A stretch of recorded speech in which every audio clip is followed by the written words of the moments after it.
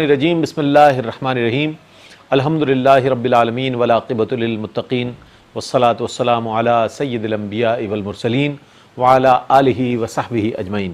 ناظرین محترم السلام علیکم ورحمۃ اللہ وبرکاتہ۔ میں ہوں آپ کا میزبان محمد رئیس احمد اور پیش کیا جا رہا ہے پروگرام بزم عقیدت۔ اس پروگرام کے ساتھ ہم حاضر ہوا کرتے ہیں، مختلف موضوعات کا انتخاب کیا کرتے ہیں۔ آج ہم بات کریں گے کہ بعثت نبوی صلی اللہ علیہ وآلہ وسلم کے وقت اس معاشرے کی کیا حالت تھی، وہاں معیار عدل کیا تھا، کن اصولوں پر عدل اور انصاف کی فراہمی تھی، اسی طرح اس معاشرے میں غلاموں کے ساتھ کیا سلوک کیا جاتا تھا، اسی طور پر اس معاشرے میں خواتین کے ساتھ جو ناروا سلوک تھا وہ کس انداز کا تھا، پھر یہ کہ وہ اپنے نظریات اور عقائد میں کس قدر سخت گیر واقع ہوئے، اس حوالے سے انشاءاللہ بات کریں گے۔ اور ظاہر ہے قرآن جب ہماری رہنمائی کرتا ہے ہر معاملے میں تو نبی کریم علیہ السلام کی سیرت بھی ہمارے لیے ایک بڑی رہنما ثابت ہوتی ہے۔ جب بھی ہم حضور علیہ السلام کی سیرت مبارکہ پڑھتے ہیں بہت سی چیزیں ہمیں سیکھنے کو ملتی ہیں۔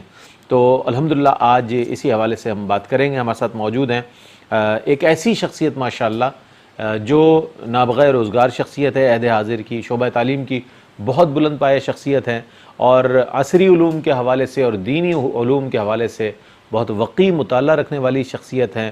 پروفیسر انوار احمد زئی صاحب ماشاءاللہ کمشنر آف ایجوکیشن ماشاءاللہ تشریف فرما ہیں، اور مجھے بڑی خوشی ہے کہ سر کو یہ منصب بھی ماشاءاللہ اس منصب پر بھی آپ تعینات کیے گئے ہیں اور ماشاءاللہ چارج لے لیا ہے۔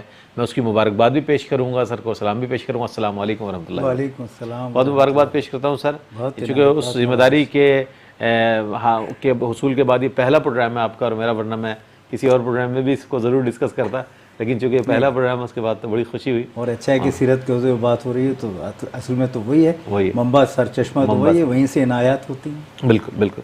اور اگلے جو ہمارے مہمان ہیں ایک ایسی ممتاز و معروف شخصیت ہے کہ جن سے میں خود ذاتی طور پر بڑا متاثر ہوں، جن کی گفتگو سے اور روحانیت کے حوالے سے، طریقت کے حوالے سے جب آپ کلام فرماتے ہیں بہت عمدہ ماشاءاللہ کلام فرماتے ہیں۔ جامعہ کراچی میں اپنی تدریسی خدمات انجام دے رہے ہیں، اور کافی آپ کے ایسے تلامذہ ہیں کہ جو آپ سے علم کی روشنی حاصل کر رہے ہیں۔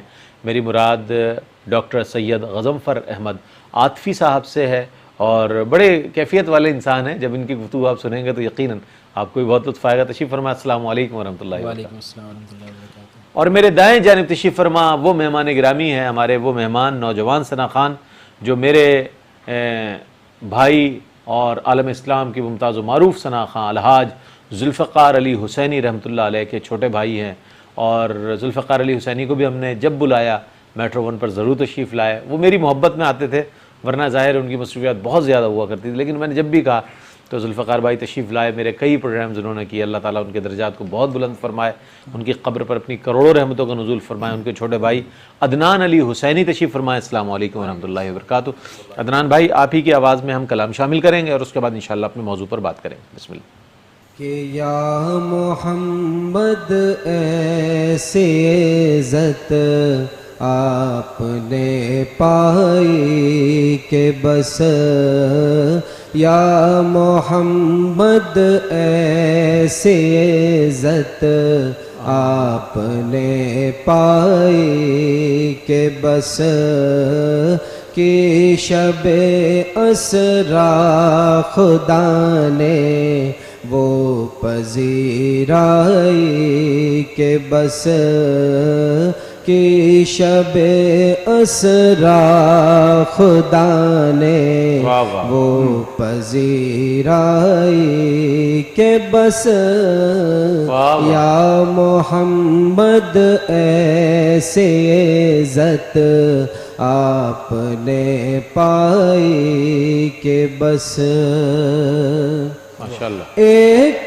پل میں مصطفیٰ کو عرش پر بلوا لیا، ایک پل میں مصطفیٰ کو عرش پر بلوا لیا، اپنے بندے کی خدا کو ایسی یاد آئی کہ بس، اپنے بندے کی خدا کو ایسی یاد آئی کہ بس یا محمد ایسے عزت آپ نے پائی کہ بس سبحان اللہ سبحان اللہ. گنتے گنتے تھک گئی تاروں کی نازک انگلیاں، گنتے گنتے تھک گئی تاروں کی نازک انگلیاں، مصطفیٰ کے ہیں زمین پر اتنے شہدائی، کیا بات ہے، بس مصطفیٰ کے ہیں زمین پر اتنے شہدائی کہ بس یا محمد ایسی عزت آپ نے پائی کہ بس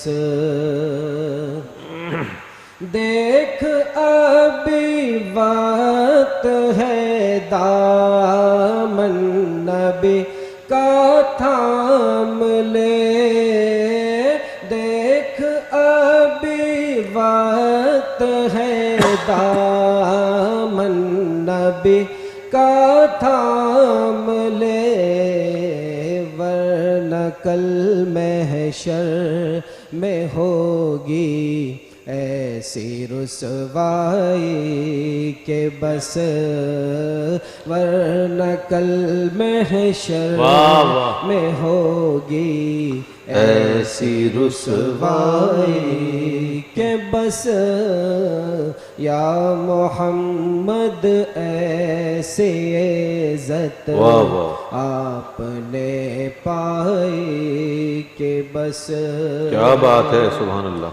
ان فرشتوں نے ابھی پوچھا ہی تھا کیا اے سروش، ان فرشتوں نے ابھی پوچھا ہی تھا کیا اے سروش، دفعتاً میرے سرانے سے صدا آئی کہ بس دفعتاً میرے سرانے سے صدا آئی کہ بس یا محمد ایسی عزت آپ نے پائی کہ بس.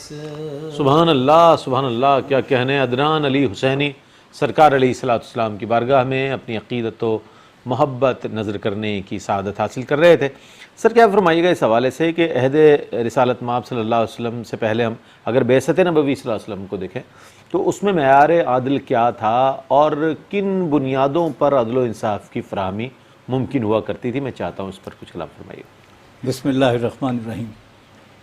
بنیادی بات یہ ہے کہ وہ معاشرہ عدل کا تھا ہی نہیں، انصاف کا تھا ہی نہیں، قرینے کا تھا ہی نہیں، سلیقے کا تھا ہی نہیں. اللہ اللہ.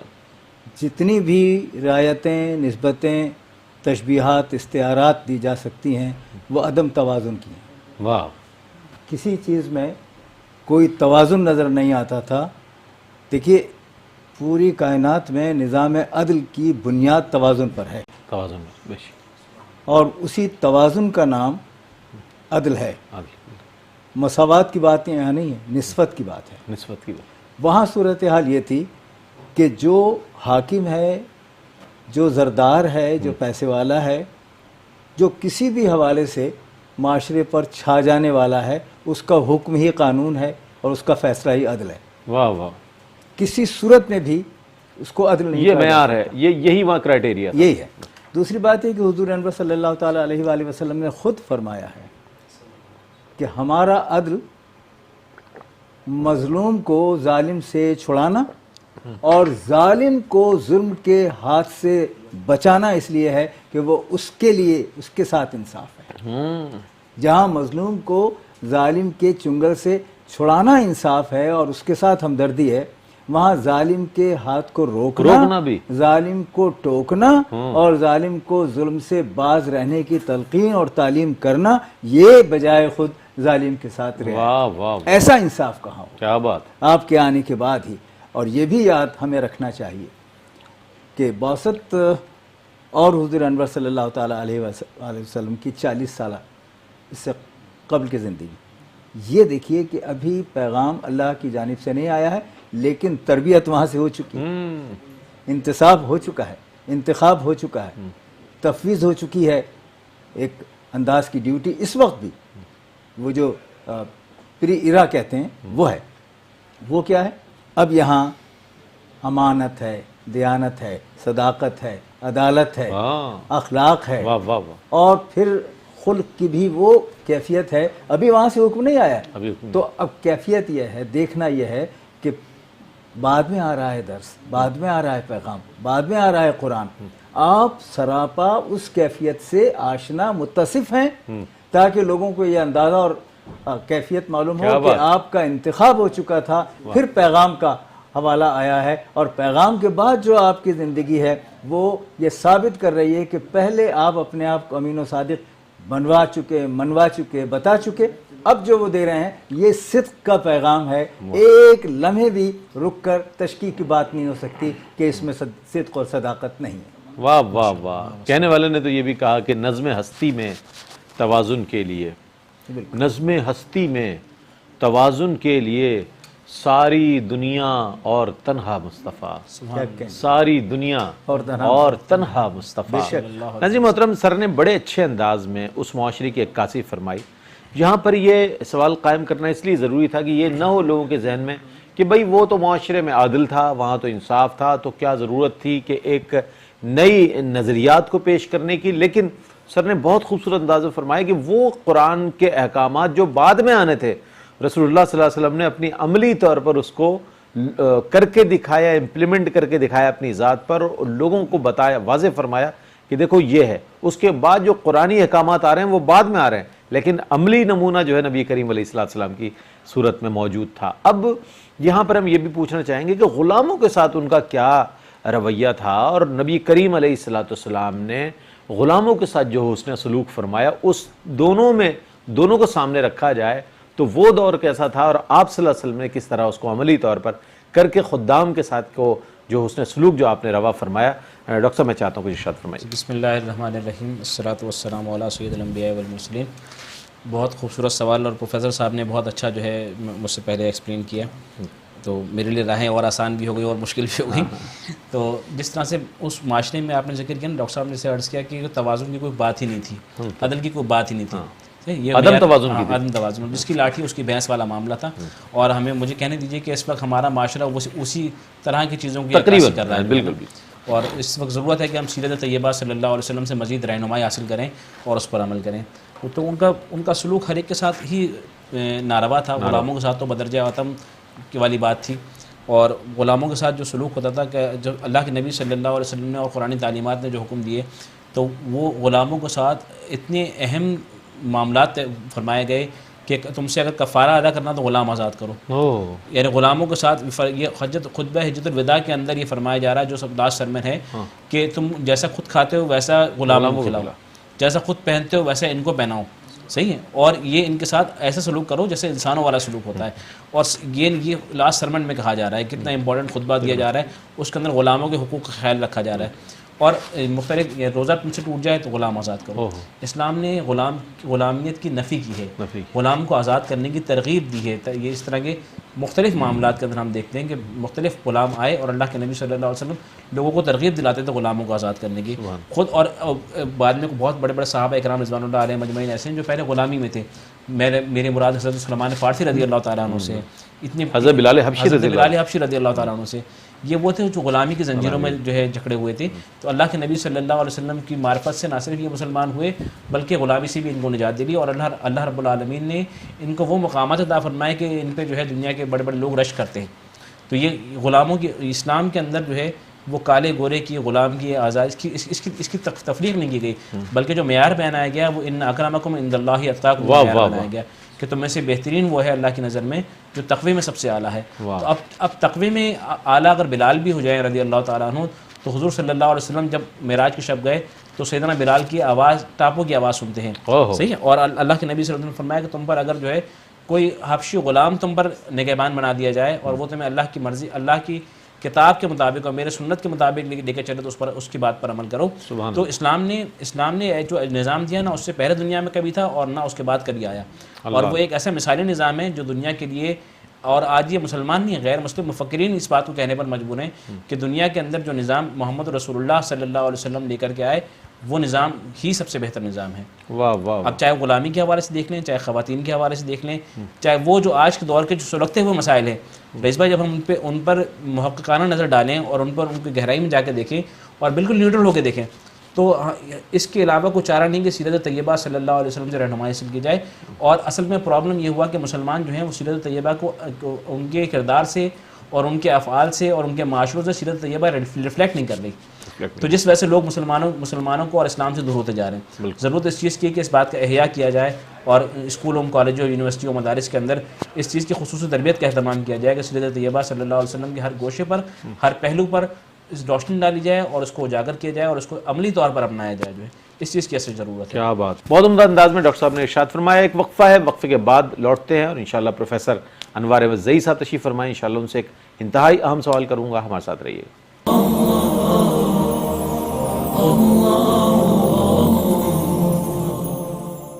ناظرین، آپ کا خیر مقدم ہے۔ نبی کریم علیہ الصلوۃ والسلام کی بعثت مبارکہ کے وقت جو سلسلے تھے، جو حالات تھے، جو رویے تھے، ان پر بات ہو رہی ہے، اور میں چاہوں گا ڈاکٹر صاحب کو شامل کروں گفتگو۔ ڈاکٹر صاحب، یتیموں اور بیواؤں کے ساتھ جو ان لوگوں کا سلوک تھا، کیا سلوک تھا، کس طرح وہ لوگ سلوک کیا کرتے تھے، پھر نبی کریم علیہ الصلوۃ والسلام نے کس انداز میں یتیموں اور بیواؤں کے ساتھ حسن سلوک فرمایا، میں چاہتا ہوں اس پر کچھ کلام فرمائیے۔ جی، یہ بہت اچھا سوال آپ نے فرمایا۔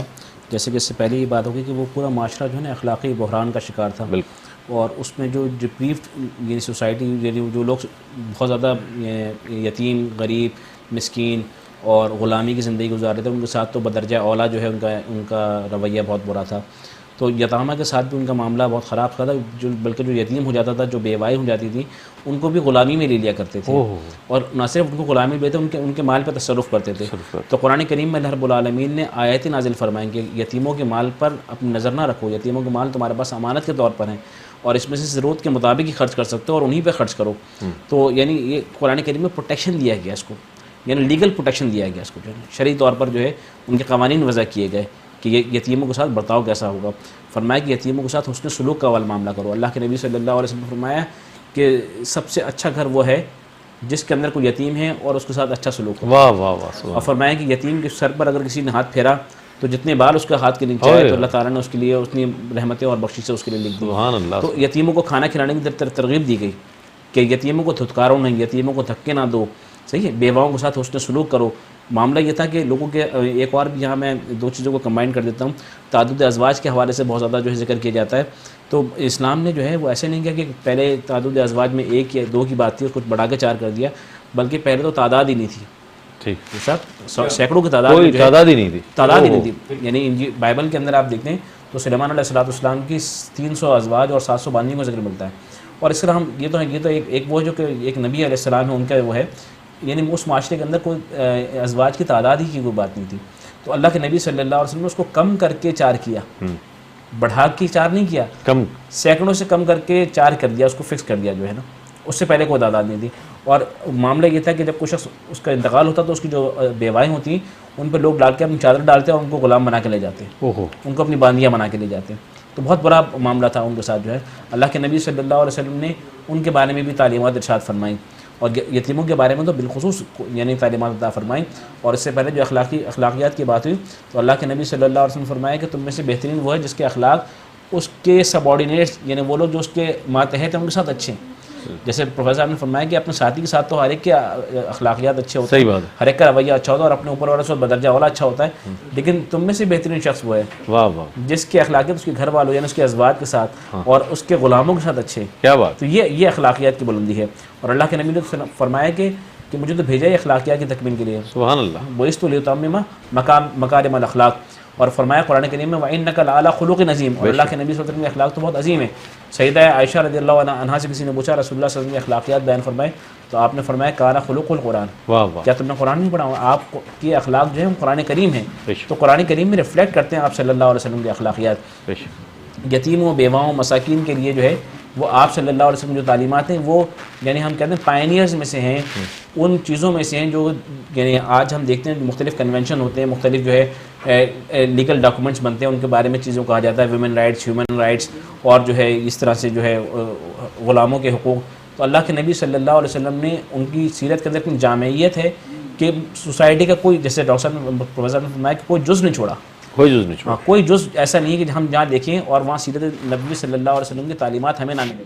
واہ تو یہ اس کی ادنا سی مثال ہے کہ یتیموں کے بارے میں، بیواؤں کے بارے میں، غلاموں کے بارے میں، اور سوسائٹی کے وہ طبقے جو اگنور تھے ان کو ایڈریس کیا گیا باقاعدہ، اور نہ صرف ایڈریس کیا گیا، ان کو ان کا مقام دلوایا گیا، ان کا جو جائز مقام تھا دلوایا گیا. جو توازن کی بات ہوئی تو رئیس بھائی یہ بتاتا چلوں کہ حسن جسے ہم کہتے ہیں کہ اس کا مطلب یہ ہوتا ہے کہ کوئی چیز اپنے صحیح جگہ پہ اس کو رکھ دی جائے تو ہم کہتے ہیں کہ یہ اس کے ساتھ عدل کر عدل کر دیا گیا، اور اس کو اس کے صحیح جگہ سے ہٹا دیا تو یہ ظلم ہو گیا. ظلم ہو گیا. تو عدل کا نظام قائم کیا، اور وہ نظام صرف ایسا نہیں تھا حکومتی نظام، وہ ایسا نہیں تھا کہ صرف ریاستی نظام، بلکہ وہ پوری کائنات کے نظام کے اندر جو بے توازنی پیدا ہو گئی تھی اس کے اندر توازن قائم کرنے کے لیے عدل قائم کیا. اور اس عدل وہ اپنی جب پیک پہ پہنچتا ہے اس کو کہتے ہیں یہ حسن پہ آ گیا. بالکل، تو وہ عدل جو تھا اپنے احسن مقام پر تھا.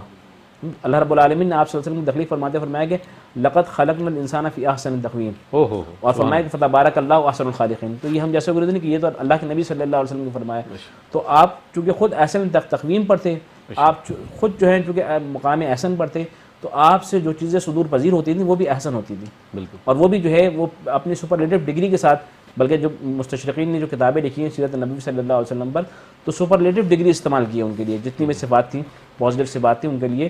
فرمایا کہ آپ کی ایڈمنسٹریشن کی طرف دیکھ لی جائے، آپ کے اخلاقیات کی طرف دیکھ لیا جائے، آپ کے جو ہے گھریلو معاملات کی طرف دیکھ لیا جائے، آپ کے تجارتی معاملات کی طرف دیکھ لیا جائے، سفارتی معاملات کی طرف دیکھ لیا جائے، گویا کہ کسی گوشے میں دیکھ لیا جائے تو آپ صلی اللہ علیہ وسلم کی تعلیمات جو تھیں وہ اپنی پیک پر تھیں. واہ واہ، کیا کہنے، سبحان اللہ سبحان اللہ. اچھا ایک چیز اور بھی ہے کہ اس معاشرے میں ہم یہ بھی دیکھتے ہیں کہ خواتین کے ساتھ بڑا ناروا سلوک کیا جاتا تھا، یعنی کہ لڑکی کا پیدا ہو جانا اپنے لیے جو ہے وہ انتہائی ذلت کا سامان سمجھا جاتا تھا، کہ بڑی خفت محسوس کی جاتی تھی اس بات میں کہ لڑکی پیدا ہو گئی، اور اس بعض افراد تو زندہ درگور کر دیا کرتے تھے. یہ ایک رویہ تھا عمومی اور پھر ظلم اور تشدد اور خواتین پر ظالمانہ انداز کے ساتھ ان کے ساتھ اپنا سلوک روا رکھنا، یہ تھا. نبی کریم علیہ الصلوۃ والسلام نے اس کے برعکس عورت کو جو تعظیم دی، سر میں چاہتا ہوں اس کے حوالے سے کچھ ارشاد فرمائیے. جی ایک چیز میں یہ بھی عرض کو کر دوں ڈاکٹر صاحب کی اجازت سے کہ یتامہ کے لیے تو خیر آپ نے فرمایا اور ثابت بھی کیا، سائل تک کے لیے کہا ہے. واہ واہ واہ.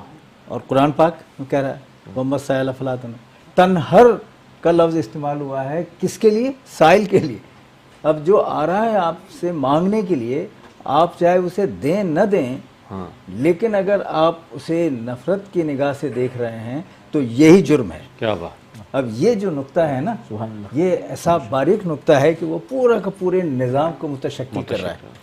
اچھا اب یہاں خواتین کے تعلق سے میں عرض کروں کہ بالکل آپ نے صحیح فرمایا، تاریخ کا حصہ ہے.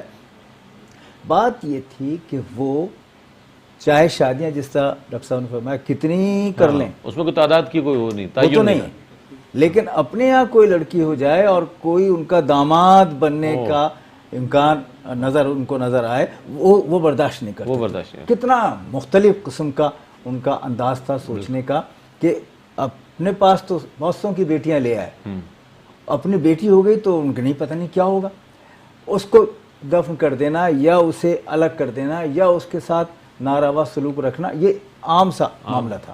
حضور انور صلی اللہ تعالیٰ علیہ وآلہ وسلم نے ایک بہت سارے کمالات کے ساتھ ایک چیز یہ جی جی سامنے آپ نے لانا پسند فرمایا کہ جو اللہ رب العزت خالق ہے، بے شک بے شک، اس نے محدود اختیارات کے ساتھ ایک عورت کو کسی نہ کسی طرح تخلیق کرنے کا جواز دیا ہے. تو وہ یہ فرما رہے ہیں کہ جس صنف کو تخلیق کا جواز دیا ہے اس کو تم ختم کر رہے ہو، مار رہے ہو، اس کے ساتھ ناانصافی کر رہے ہو. تو الٹی بات کیا ہوئی؟ الٹی بات یہ ہوئی کہ جس کے یہاں بیٹیاں ہوں وہ جنتی ہے. او کیا بات، دیکھیں کیا بات، کیا بات ہے. اس ہے نا، بالکل.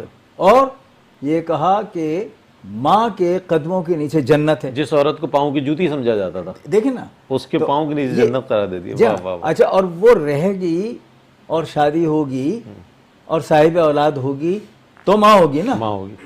تو اس کے ساتھ نقطہ وہیں مل رہا ہے ہاں کہ بھائی اس کو رکھنا ہے اس لیے کہ اس کو اس مقام تک پہنچنا ہے کہ اس کے پاؤں کے نیچے جنت ہو اس کے اولاد کے لیے، اس کے اولاد کے لیے. تو یہ کیفیت. دوسری بات یہ میں عرض کر دوں کہ حضور انور صلی اللہ تعالیٰ علیہ وآلہ وسلم نے ازواج کے ساتھ جو انصاف کیا ہے، جو برابری کا انداز اختیار کیا ہے، اور وہ زوجہ جو پہلی تھیں اور نہیں رہیں ان کا خیال یہ کیا ہے کہ ان کی جو سہیلیاں ہیں ان کو بلاؤ جس وقت تقسیم ہو رہی ہے کوئی چیز تو ان کو نہ بھولو. تو بیوی اور وہ صنف کے جو زوجہ تھی، زوج میں آئیں، ان کو تو الگ، ان کی جو سہیلیاں ہیں، ان کی جو جاننے والی رشتہ دار ہیں، ان کو بھی اگر وہ اصناف میں، صنف میں خاتون ہے، لڑکی ہے، کنیز ہے، کچھ بھی ہے، اس کو مرتبہ دینا. اور آخری بات میں عرض کر دوں کہ وہ حضرت بریکہ رضی اللہ تعالی عنہ جنہیں ام ایمن کہتے ہیں، ہاں ہاں واہ واہ، ذرا اندازہ لگائیے. حضرت ام ایمن حبشیہ رضی اللہ تعالیٰ عنہ، آپ کی ضعیف خادمہ جو ہے. میں عرض کروں کہ حضرت عبداللہ نے حضرت بی بی آمنہ کو عقد کے بعد، نکاح کے بعد جو چیز دی تھی کہ یہ تمہاری خدمت کریں گے، وہ ام ایمن. او کیا بات. اور یہی وجہ ہے کہ جب حضرت آمنہ پہلی اور آخری مرتبہ اپنے شوہر کی قبر پر گئی ہیں اور وہاں بے قابو ہو گئیں، تو حضرت ام ایمن حضور کو جو اس وقت 5.5 سال تقریباً کے تھے لے کر باہر گئی ہیں اور انہیں سمجھایا ہے. یہ جو کیفیت ہے، اس کے بعد حضور نے کیا کیا؟ ان کو اپنی ماں جیسا کہا اور ان کی خدمت، اور پھر ان کی شادی بھی کی. تو یہ ساری چیزیں بتاتی ہیں کہ یہاں درجہ بدرجہ اہتمام کیا جا رہا ہے کہ ان صنف کا احترام کرو، چاہے وہ رشتے میں کچھ بھی ہو، کنیز ہو، ماں ہو، بہن ہو، بیٹی ہو، لیکن قابل تکریم ہے، قابل تعظیم. کیا کہنے، سبحان اللہ. ایک جملہ کہنا چاہوں گا، ڈاکٹر صاحب نے پہلے فرمایا تھا کہ وہ لارڈ میکالے نے لکھا کہ ان میں یہ لوگ جاہل، تو یہ لوگ جو ہے ان پڑھ تو ہیں، جاہل نہیں. تو یہ رسول اللہ صلی اللہ علیہ وسلم کی وہ محنت شاقہ تھی کہ آپ صلی اللہ علیہ وسلم نے اپنی امت کی، اپنے صحابہ اکرام کی، اور ان صحابہ اکرام کے توسط سے امت کی ایسی تربیت کی کہ امت جو ہے وہ ابھی پڑھی لکھی نہ بھی تو بنیادی اخلاقی اقدار جو ہیں وہ اس تک یعنی ذبح حالی کا شکار ہے. اس کے باوجود تک جو بنیادی اخلاقی اقدار ہیں وہ ہم میں الحمدللہ موجود ہیں. اور اس وقت دنیا کے، ڈاکٹر صاحب کا تعلق بھی تعلیم سے اور فقیر کا بھی، تو ہم دیکھتے ہیں کہ دنیا کا جو بڑی یونیورسٹیز ہیں، بزنس اسکولز ہیں اور پروفیشنل ادارے ہیں، ان کو ایتھکس پڑھانے کی ضرورت پڑتی ہے اپنے گریجویٹس کو. اور مسلمان بچے کے گھرانے سے جو ہے وہ یہ چیز سیکھ کے آتا ہے کہ ہمیں بے ایمانی نہیں کرنی، ہمیں جھوٹ نہیں بولنا، ہمیں کمی بیشی نہیں کرنی. تو یہ وہ بنیادی چیزیں ہیں جو کہ مسلمانوں کے گھرانوں میں الحمدللہ ابھی تک موجود ہیں. تو یہ وہ بنیادی چیز ہے جو نبی صلی اللہ علیہ وسلم کی محنت شاقہ تھی جو آپ نے فرمائی، تو وہ بنیادی اقدار ابھی موجود ہیں. ایک چیز اور آپ اجازت دیں تو جی سر، ارشاد. آپ نے تعلیم کے تعلق سے فرمایا ہے تو یہ بھی ذرا ملوذ خاطر ہے کہ بعثت کے وقت مکے میں صرف 13 افراد لغوی اور اصطلاحی اعتبار سے پڑھے لکھے تھے. 13 ذرا بہت نازک سا مقام اگلے مرحلے میں 13. لیکن شعر کہتے تھے خوب اور خواتین بھی کہتی تھیں. گویا وہ جو سینہ بسینہ چلنے والا درک ہے وہ موجود تھا، کتابی نہیں تھا، لیکن جن کو تھا وہ 13. اور 13 میں ایک شخص شامل تھا جس کا نام ابن حشام. ابن حشام کون؟ پڑھے لکھوں 13 میں ایک شامل جس کو ابو جہل کہا گیا، اس لیے کہ اس وقت ابو الحکم کہا جاتا تھا. جی ہاں ابو الحکم اس لیے کہا جاتا تھا کہ اس کے حکم کو تسلیم لوگ کرتے تھے وہ اس کا باپ مانا جاتا تھا، باپ مان اس کا بھی درجہ درجہ، لیکن یہاں ابو جہل ہوا ہائے ہائے، اس لیے کہ وہ اس اندھیرے میں تھا جس سے وہ باہر نہیں نکل پایا، اور اس لیے تعلیم کا مقصد، مقصود، مفہوم ہی بدل گیا واہ کہ اگر تعلیم راست ہے، راسخ ہے، سیدھی ہے، صراط پر ہے، صراط مستقیم پر ہے تو تعلیم ہے، اور اگر نہیں ہے تو پھر جہل ہے۔ واہ واہ واہ، واہ واہ واہ واہ، کیا کہنے ہیں، کیا کہنے ہیں۔ لیکن چونکہ وہ تو اس وقت حکمتوں کا باپ تھا، تو جب اس نے نبی صلی اللہ علیہ وسلم کی معرفت اس کو حاصل نہیں ہوئی، نبی صلی اللہ علیہ وسلم کے توسط سے اللہ تعالیٰ کو نہیں بچانا، تو وہ ابو جہل ہو گیا۔ جی تو یہ معاملہ رہا کہ جو علم عالم وہ ہوگا جو نبی صلی اللہ علیہ وسلم کی معرفت سے اللہ تعالیٰ کو بھائی پہچانے۔ واہ واہ واہ، سبحان اللہ۔ تو اس نے پہچان لیا وہ ابو بکر صدیق ہو گئے، عمر فاروق رضی اللہ تعالیٰ عنہ ہو گئے، عثمان غنی ذو النورین ہو گئے، علم کا دروازہ ہو گئے، سیدنا مولا کائنات علم کا دروازہ ہو گئے۔ کیا بات، تو جو دامن مصطفیٰ سے جڑ گیا، جو ان معرفت حاصل ہو گئی اللہ کے نبی صلی اللہ علیہ وسلم، انہی کی معرفت تو اس کی معرفت ہے، واہ واہ، انہی کی پہچان اس کی پہچان ہے۔ سبحان اللہ، آپ صلی اللہ علیہ وسلم جو ہے اللہ تعالیٰ کا اسم اعظم ہیں، واہ، بسم اللہ میں جو اسم ہے، اسم کہتے ہیں اسے جس سے اس کی پہچان ہو، کہ جس سے اس کی معرفت حاصل ہوتی ہے۔ تو اللہ تعالیٰ کی پہچان ہمیں کیوں نبی صلی اللہ علیہ وسلم بے نے شک فرمائی، بے شک، تو آپ صلی اللہ علیہ وسلم جو ہیں اللہ رب العالمین کے اسم اعظم ہیں۔ کیا بات، تو جس نے اس اسم اعظم کے دروازے سے مدد چاہی تو وہ جو ہے علماء ہو گئے، حکماء ہو گئے، واہ اور واہ جنہوں نے واہ۔ اس کو نہ مانا جو ہے وہ جہل، اب جہل کی گمراہی میں گر گئے۔ میں بہت شکریہ ادا کروں گا ڈاکٹر صاحب آپ کی تشریف آوری کا۔ سر آپ تشریف لائے، آئینے ہم نے دیکھ لیے صبح و شام کے، آئینے ہم نے دیکھ لیے صبح و شام کے، سب عکس بے مثال ہیں خیر الانام کے، بے شک سب عکس بے مثال ہیں خیر الانام کے، اور دشمن لہو کو امن کی پوشاک کر دیا، دشمن لہو کو امن کی پوشاک کر دیا، آواز کو سکھائے ہنر احترام کے۔ میں نے جاذب قریشی کے وہ اشعار جو بہت پہلے کبھی پڑھے تھے میرے ذہن میں آ گئے اور مستحضر ہو گئے، میں نے پیش کر دیے۔ ناظرین محترم، آخر میں نعت رسول مقبول صلی اللہ علیہ وآلہ وسلم پیش کریں گے عدنان علی حسینی۔ میں مہمانان گرامی کی آمد کا ایک بار پھر شکر گزار ہوں اور آپ کی تشریف آوری کا بہت شکریہ ادا کرتا ہوں۔ نعت رسول مقبول صلی اللہ علیہ وآلہ وسلم، اور اس کے بعد ہم آپ سے اجازت لیں گے۔ اللہ حافظ۔ سحر کا وقت ہے، معصوم کلیاں مسکراتے ہیں،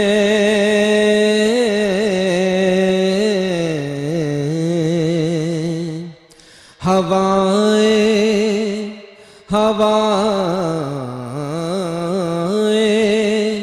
خیر مقدم کے ترانے گنگناتی ہیں، خوشی کے گیت گائے جا رہے ہیں آسمانوں پر،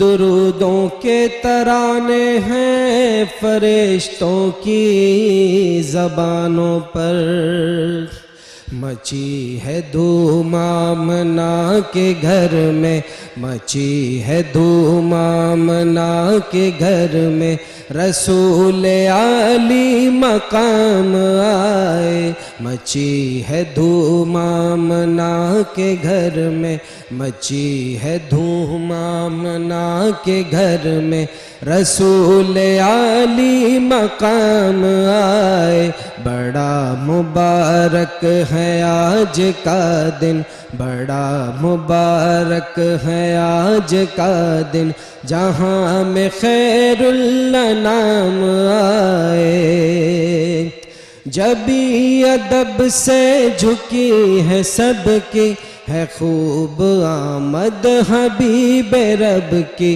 جبھی ادب سے جھکی ہے سب کی، ہے خوب آمد حبیب رب کی، جبھی ادب سے جھکی ہے سب کی، ہے خوب آمد حبیب رب کی، جبھی ادب سے جھکی ہے سب کی، ہے خوب آمد حبیب رب کی، زمین چمکے نہ کیوں عرب کی، زمین چمکے نہ کیوں عرب کی وہ بن کے حسن تمام آئے. مچی ہے دھوم آمنہ کے گھر میں، مچی ہے دھوم آمنہ کے گھر میں، رسول عالی مقام آئے. ہے مصطفیٰ انبیاء کے رہبر، درود ان پر سلام ان پر. ہے مصطفیٰ انبیاء کے رہبر، درود ان پر سلام ان پر. ہے مصطفیٰ انبیاء کے رہبر، درود ان پر سلام ان پر. ہے مصطفیٰ انبیاء کے رہبر، درود ان پر سلام ان پر. سلامی دے کیوں نہ سب پیمبر، سلامی دے کیوں نہ سب پیمبر. پیمبروں کے امام آئے. مچی ہے دھوم آمنہ کے گھر میں، رسول عالی مقام آئے. خدا کے بعد ان کا مرتبہ ہے، یہ شان خیر الورا تو دیکھو. خدا کے بعد ان کا مرتبہ ہے، یہ شان خیر الورا تو دیکھو. خدا کے بعد ان کا مرتبہ ہے، یہ شان خیر الورا تو دیکھو. خدا کے بعد ان کا مرتبہ ہے، یہ شان خیر الورا تو دیکھو. کہ جب بھی دنیا کے لب پہ آئے، کہ جب بھی دنیا کے لب پہ آئے، خدا کے بعد ان کا نام آئے. مچی ہے دھوم آمنہ کے گھر میں، مچی ہے دھوم آمنہ کے گھر میں، رسول عالی مقام آئے.